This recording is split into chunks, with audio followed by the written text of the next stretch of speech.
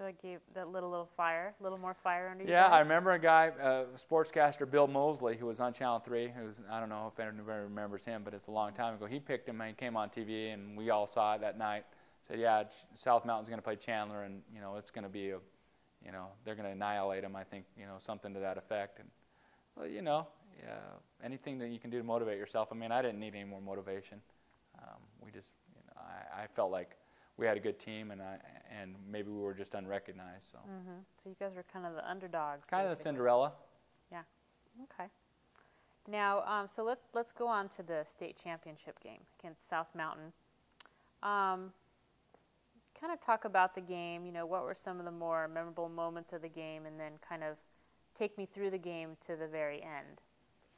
Well, the state championship game, I remember the day leading up to it, just how excited everybody was. I mean, at school, you might get a couple, hey, good luck tonight, but, most people were just worried about their own stuff, but not that day. I mean, everyone was like, hey, you guys need to win tonight. I think everyone was mostly motivated because you get a day off school if you win, so most of the students just want us to win so they get the day off the next day. But, people were coming up and saying, hey, good luck, and I got some notes from, my parents' friends saying, hey, good luck tonight, we're proud of you, and that kind of thing. So people really got involved. I mean, it was a community thing, because Chandler back then was probably, 35 or 40,000 people, so it was, the community was involved, and, you see signs around, good luck tonight, or car windows decorated, that kind of thing going over there. So I remember that about it. I remember getting there, and we had already been in the locker room before, but I just remember the difference in a college locker room to our locker room, just how nice it was. That had carpet on the floor. I recall that. And then I remember in the warm-ups that South Mountain had, these guys that were terrific athletes, and tall, and were going to go play college ball. And so as we're doing our layups and just, kind of getting up there maybe to the net or a little above it to do our layups, you turn around and watch them, and they're, basically dunking the ball pretty easily, and going there and doing fancy stuff and thinking, man, these guys are, pretty talented. So I recall that out in warm-ups, just thinking, man, these guys are good. The most vivid memory I have of the game itself, though, is probably 2 or 3 minutes into the game, one of their best players, Vernon Johnson, went up and was going to try to dunk a basketball, which, back then it wasn't like today. I mean, it was very rare that anyone would dunk a ball in a game, maybe on a breakaway, but never, where people are around in traffic. And he went up to dunk it, and Pete went right up, same height, and just met him right at the top of his jump, and, it was clean, and they called a foul, but, that's when I realized that Pete, of everybody out there, belonged, he was as good as these guys, maybe better. And so, I mean, I think that gave us a lot of confidence to say, hey, we got a guy that's just like them, and then, the rest of us are who we are, and Marvin's, going to play college ball, and he's like them too. So, I just remember that thinking, wow, Pete's really good. Mm-hmm. So that was, but in some ways that was kind of a confidence booster for you guys, that you felt like, okay, we can go up against these guys and show them. Yeah, well, Coach Partain always believed, it wasn't, I don't get the feeling that he had some contrived motivational speech when we were talking to him. I mean, he believed that we were a good team. And he believed that we would do the fundamentals, that we had worked enough on team defense and passing the ball and moving it around, that we were really a functioning unit, and that we would beat a bunch of individual talent. I mean, I think he really believed that. And so, when your coach believes it and he knows more about it than you do, and you have some guys that really seem like they should be there too, you start feeling like, hey, why shouldn't we win this game? And we've been winning. We've won the last 7 or 8 games. We'll just win one more, and then we'll be the state champions. So it was definitely, the confidence came from the coach and from Pete and from having other talented guys on the team. Okay. Now, tell me a little bit about the end of the game. What happened? Tell me what was the score as you were coming toward the end of the game, and sort of what happened at the end. Yeah, they were up on us by about 9 points at some point in the game, and we had made a little bit of a comeback, and it was getting close. And Coach Partain called a timeout, and we went over, and he kind of went through some strategy with us about what we wanted to do. And I think at this point it's probably like 48-50 or something like that. and they came down and they went into to a stall. I remember that, and they were doing what they call four corners, which is basically just dribbling in and dribbling around. And they were a lot quicker than we are, so I was just kind of chasing my guy around. I couldn't catch up with him, even though he had the ball. And I remember everyone booing. I do remember looking in the crowd and everybody, my family, and everybody just yelling. I mean, I remember it being loud, boo, everyone's booing. Why are you in this stall, because they babies, chicken, or whatever. And at some point, they had a 5-second rule, and they called 5 seconds, and we went down, and we got the ball back. And we went down, and we ran a play, and I think the ball went to Sean Danley, and he made about a 10-foot jumper, and so it was tied, I guess at that point, at 52. And they came down, and we fouled one of their guys, and he missed the free throw. We got the rebound, and we called time. I think we called timeout, or maybe Coach Partain had already told us what we were going to do. I don't recall for sure. We had a play set up. It was 52 all, so it's tied. So we were going to run it down to about 7 seconds, and then we were going to go into our normal offense, and Marvin was going to shoot the last shot. Marvin had, I think, 23 points at this point, had been the best player on our team that night, and it was set up to go to Marvin. And as the clock went down, we went through our stall, just trying to get the clock down. I think we called it four corners. And as the clock ran down to about 12, I looked over at Pete, and he was kind of still out there, and we needed to get going. And so I kind of ran towards Pete and said, "Here, give me the ball," and went down the left side, and there was a guy, I think his name was Sandy Sledge, was the guy guarding me. I went kind of down to the left and spun around to my left and went up with what I thought was about 3 or 4 seconds left on the clock, and it was about 12 feet away, and shot it, and it went in. And the next thing I remember is the whole team on top of me and the whole crowd out there, and and I was underneath a big pile of people. I mean, I was buried actually, and I ended up getting injured from the melee after the game. I ended up having to go to physical therapy because of the after-game incident. And after the game, everyone piled on, and then I remember my brother came down, and I said, "You help me! I can't get out of here." I was at the bottom of the pile, and he started tossing kids, my friends out, and like, "Get off of him!" And I got up and jumped up, and we had won the game. And there was 2 seconds left on the clock actually, and the other team waived it because there were so many people on it, and so they pronounced us the winner, and we had won. So what was the final score? I think it was 54-52. Great. That sounds like quite an exciting experience. Yeah, it was an exciting experience. I mean, one that even today it still comes up. I mean, within this last week, I've had people come up and say, "Hey, remember that shot? That was great. That was one of the best things I've ever seen.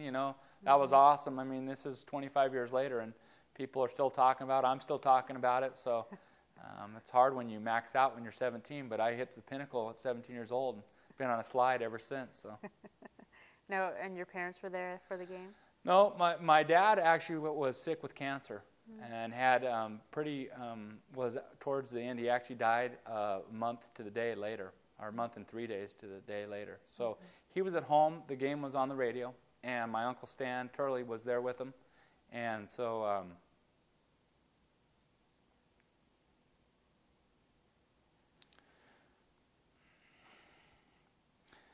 he didn't get to see it. But he got to hear it. Yeah. He must have been pretty proud of you. Yeah, he was. So I was glad I got to do that. That's great. Yeah. Sorry. No, it's okay. I can understand. You're a dad now, so you understand that. Yeah. Yeah. So let's talk a little bit. Let's talk a little bit about what did you guys do after you won the game, and I'll let you kind of.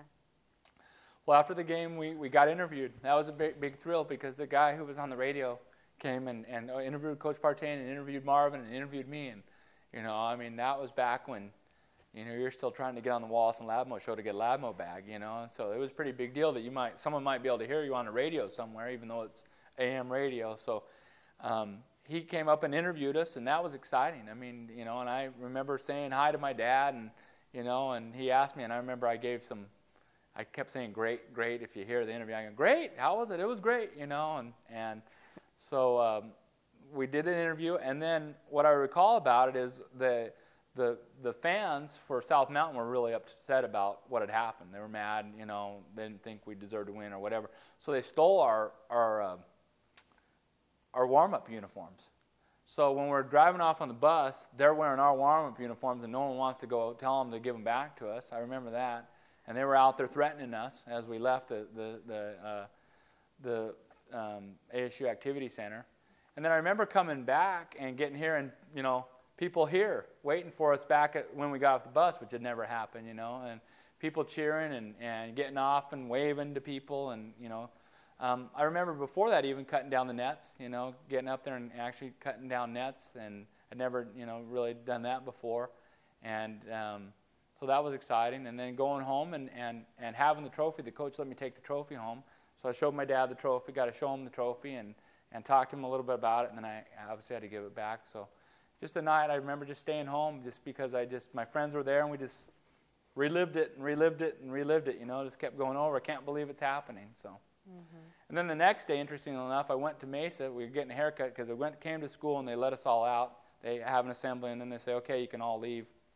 Everybody's excited, you know, they're going to go do whatever they're going to do. And I went with a couple friends of mine to Mesa to get a haircut, and we were sitting there, and they said, hey, where are you boys from? We said, Chandler. And they go, yeah, it was quite a game last night. Boy, you guys must sure be excited. And my friend says, he's the guy that made the last shot. And he said, well, you step on up here and put me first in line. I got a free haircut out of it. The only thing I ever got, so, you know, I probably lost my amateur status. I probably, you know, turned pro when I got a free haircut, but that's the only thing I ever really got out of it. That's a great story. So, I know you're going to hate it, but just so we're still on it, has anybody ever answered to Gene and make you kind of, it's funny, do people ever challenge you to try to make that shot again? You know, people talk a lot about trying to make the shot again. I don't think I could ever do it again, you know. I mean, I got, my eyes are closed. It's getting longer and longer. It was really like an 8-footer. Now you're saying 15. It's going to be a 22-footer. I mean, they're going on and on about if it, you know. Now I say, look, if it would have been a 3-pointer, we would have won by 3 because I probably would have just taken a 3, you know. But there wasn't a 3-point line back then. So, yeah, my friends pretty much don't want to hear about it anymore. I mean, they're like, you know, that's a long time ago. Look at you now. Let's just let it go. I mean, it wasn't that great, you know. So. So yeah, people challenge me to try to do it again, but you know, at this point, I probably missed the whole backboard. Okay, so what happened with like Bill Mosley and all those folks that were out there that were saying, oh, you know, if you read the articles, it was Cinderella story, and you know, small town wins big, or you know, that kind of thinking, and I remember thinking. They just still didn't quite get it, you know what I mean? I really felt like that we probably would have beat them if we played them again the next night. I just, you know, maybe it was Coach Bartain, maybe it was the experience I had. I mean, it was a close game, and they were a great team.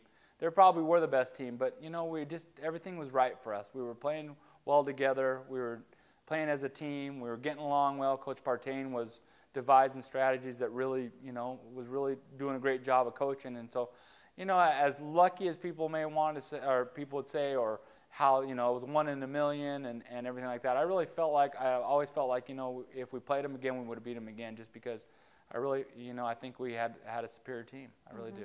And all the hard work that you guys put into it. We had put a lot of hard work into it. We had come together at the right time. I mean, a lot of things had to fall into place. You know, we didn't have any real injuries during the course of the year. So I really expected them to win it again the next year, because the nucleus of the team was still there with Marvin and Pete, and you know, really the only I was the only starter that was really leaving. Darren was going, and Tony, but I mean, we were, you know, a part of the team, but I really thought that they might win it 1 or 2 more years in a row, and it just goes to show you how difficult it is to win it all. You know, it's hard. Everything's got to work out, you know, just right, because even if you are the best team, sometimes it doesn't work out that way. And you see that year after year in national sports, so it's just the dynamics, I think, of that particular time. Absolutely, you know, it's hard to win, and it's hard to win back to back. So I was kind of disappointed that they didn't win it, you know, a couple more after that. But as it's gone, they haven't won it since. Okay. Now, what happened after you graduated from high school in '84? After I graduated from high school in '84, I attended Mesa Community College and went there for a year, and then I went on an LDS mission for 2 years to Chile, and came back and went to ASU, Arizona State University, and got a degree in 91. Went to law school in 93 to Gonzaga University in Spokane, Washington. Got married in 92, and I guess we started Gonzaga in 92 and got married in 92, and went up there 3 years, and no one wants to hear about the rest of it. So. What's your wife's name? Kathy. My wife's name is Kathy. And you have 6 children? I have 6 children, 3 boys and 3 girls. It's a modern Brady bunch. We got, without the mixed family, I got Allison, who's 15 and a half, Houston, who's 13. My son, JP, John Paul Jr., he's 11. Preston's 8, Nicole's 5, and Luke is 3. Quite a spread. Quite a spread. They don't really care about Dad's, they don't care about Dad's past basketball exploits. They've seen enough. I make them watch the video, though. Are they interested in sports? Yeah, my children are interested in sports. My boys like basketball and play football, and my daughters play tennis and swim. Mm-hmm. So you said you did some real estate work first? Yeah, when I got back from law school, I moved back and moved to Gilbert, and I worked with my wife's family. They're real estate developers, and I worked there for 5 years. And then after I'd been out and kind of had developed a little bit of a practice, Gordon Bueller and I started Bueller Jones, and we're in Chandler now on McClintock.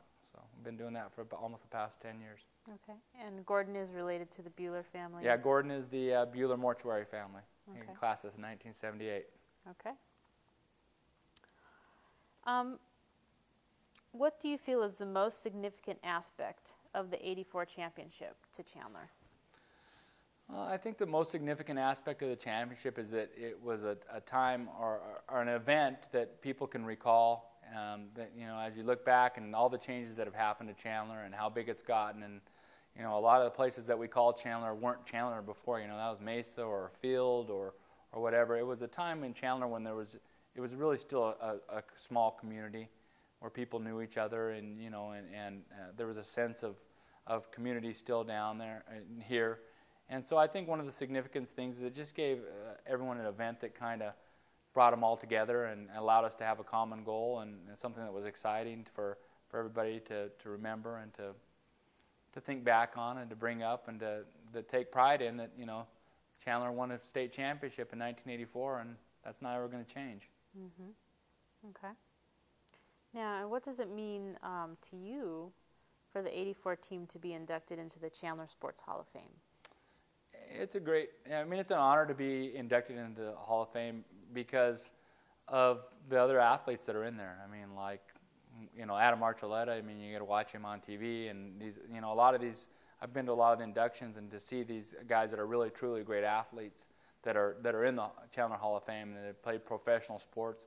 I think one of the things that's significant about our team is that none of us played professional sports. Very few of us played in college, but we came together as a team in 1984 and had a common goal and won. So it's significant to recognize that it's a team award. It's not an award for Coach Partain or for me or for any individual. It's a team that we all participated in, from the person that was the best player on the team to the person that was the last player off the bench, that it was a team effort, and I see it like that. Mm-hmm. Okay. Is there anything that you'd like to say about Coach Partain in particular? You talked about him quite a bit, but is there anything, sort of in honor of him or whatever? Yeah. The thing about Coach Partain is he's a Christian, and it was always, back then you could still be a Christian and no one said anything about it. So we started everything with a prayer. We after games we said a prayer and thanked our Heavenly Father for what had happened. And so I just remember thinking that he really lives what he believes, and that he's a kind person that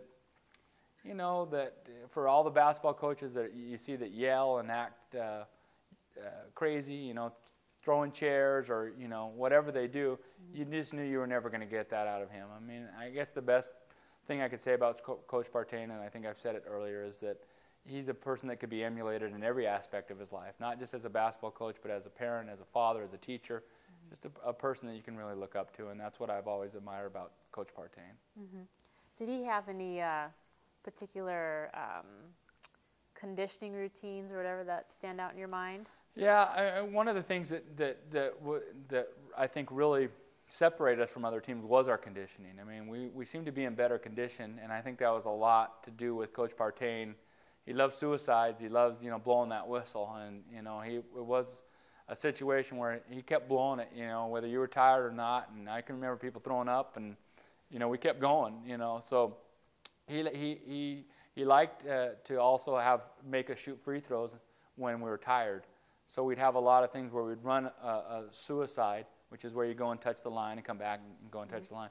And then somebody would have to step and shoot a free throw so we could go. And, you're pretty tired, and he wouldn't let you take a lot of a break in between. So you had to get up there while you were really, really tired and try to make a free throw, which isn't that easy. And if you missed it, we got to run again. And so it just kind of snowballed. So I remember him, liking the conditioning exercises. Mm-hmm. And you guys liking it or not liking it? No, we didn't like it. Just he did. Okay, so you've got 6 children. This is something that I've asked everybody who has children. Kind of having gone through experience and excelling in basketball and winning this championship game and all the things that came with that and what you learned from that, what would you pass on to your children? What would you want to say to them about your experience?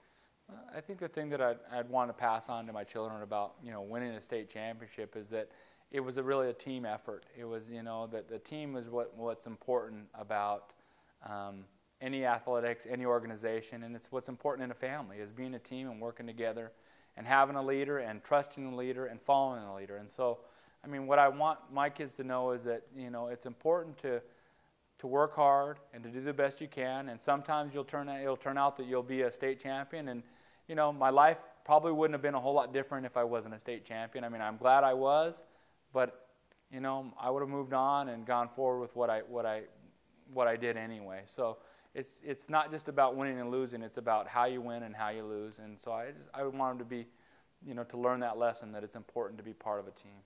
Okay, great. I know it's kind of corny. Don't put that on there. I don't think so. I think that was nice. Do you have any other questions, Ernest? Actually, yeah. First couple pertain to, not Coach pertain, but to Sports Hall of Fame. And it's kind of to back up and talk about what you've heard from other teammates that you speak to, if you do, about being inducted into the Hall of Fame and some things that you've heard from them, if you kind of add names and kind of. Yeah, you bet. About being inducted into the Hall of Fame, I know the committee chairman, Bob Martinez, and he's a friend of mine.